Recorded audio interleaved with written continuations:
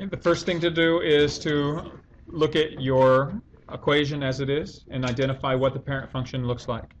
Since our base of this power, or this exponent, is a value that's less than 1, it's going to model this, or it's going to be modeled as this decay function. Okay, and so here's what our general graph begins with, our parent function. So let's take a look at the transformations that occur. Okay, I'm going to start with the asymptote, the vertical shifting in the asymptote. Okay, so there's my first step are to find these. So they're kind of combined into one step. So my vertical shift occurs out here. So this graph is taking our parent function and shifting it how?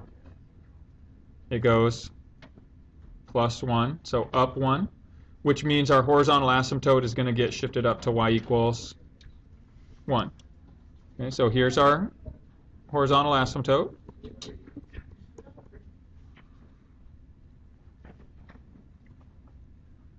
Right now, if we take our critical point, the critical point started out at 0, 1. It also got shifted up. Okay, and we look to see, does it get shifted horizontally? So we're going to look at our critical point now. Okay, when we shift our point or our graph horizontally, it gets shifted in which direction? What value of x gives you a 0 inside here? 3 in the negative direction, so to the left 3. Okay, so this point right here is going to be shifted 1, 2, 3. So what we want to do is we want to evaluate what's the y value at that transformation, and that's going to allow us to plot our critical point.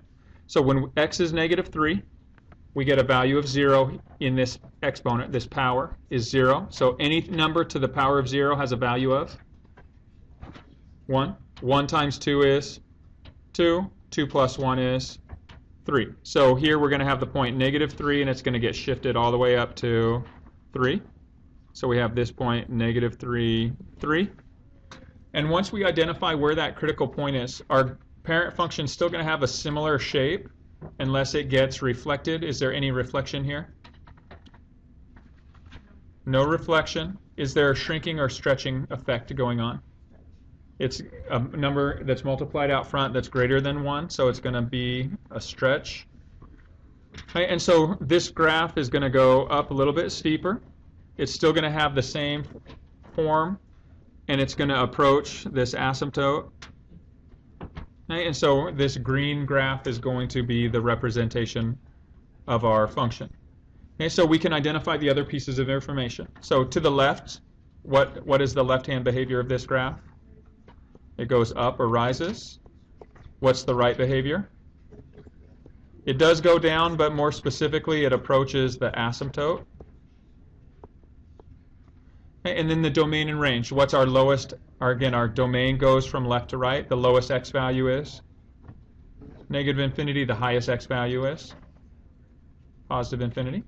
In our range, the y values go from the bottom up. What's our lowest y value? Again, it's based on this vertical shift, which is 1, where the asymptote is, and our highest y value is infinity. Again, it doesn't include either of these. It simply moves with respect to them.